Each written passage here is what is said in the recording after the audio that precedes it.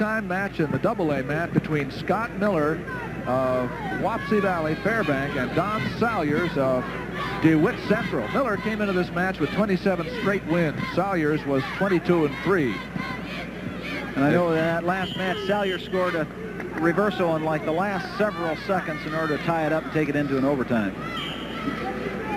And to give you an idea who's who here, the man on the left in the blue is Salyers of DeWitt Central. He has his back to you now. And on the right with a stripe at the side, actually wearing the tights, is Scott Miller.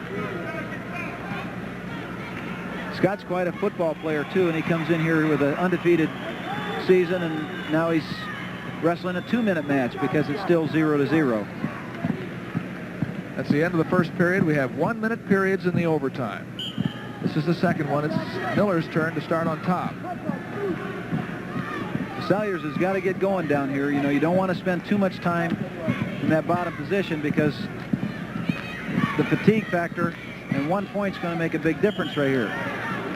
Nice moves, but I don't think it was in time. No, it was off the edge. But it was what you said, nice moves. You got to be like a bucking bronco, you know. You got to twist and turn and try to get out of there. Well, Miller didn't want to wrestle him up on his feet in behind. He went down for the leg as soon as he could. Salyers kept making counter moves on him. Now again, he's on his feet, and this time out. He didn't have enough pressure toward the head when he had the half on. Let him get his head up, and he could spin right out of there. So Salyers leads 1-0 in the overtime.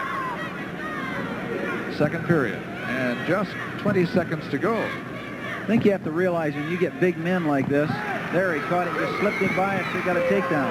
It's a big move because Salyers is now up by 3, and that's a lot of points to make up in this period of overtime.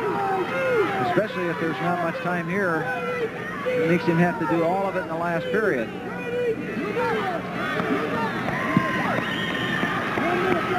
And that's what's going to happen. There's the end of the second overtime period.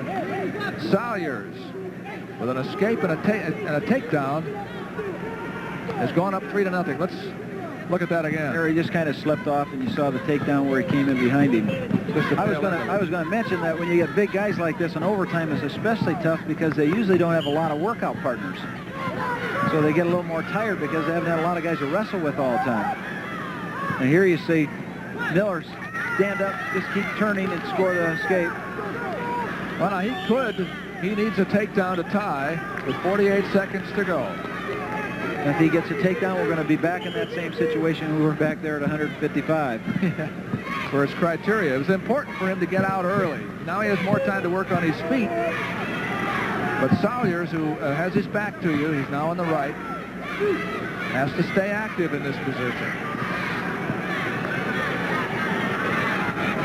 He came a little bit too far away and didn't quite carry his hips in. Now there he gets the turn. Made it look easy that time. He at least got the first part of the move.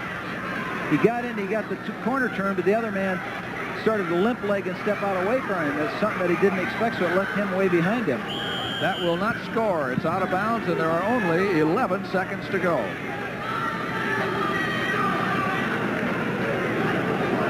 The 11 seconds in which Miller in the black on the right must take Salyers down or lose.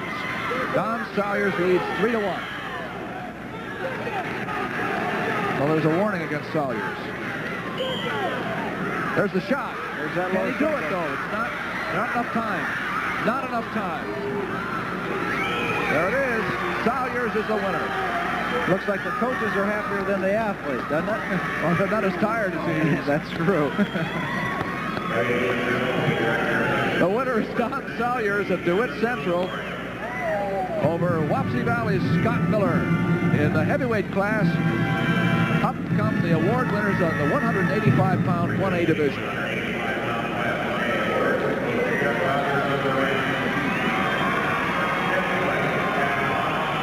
Those are the winners at heavyweight.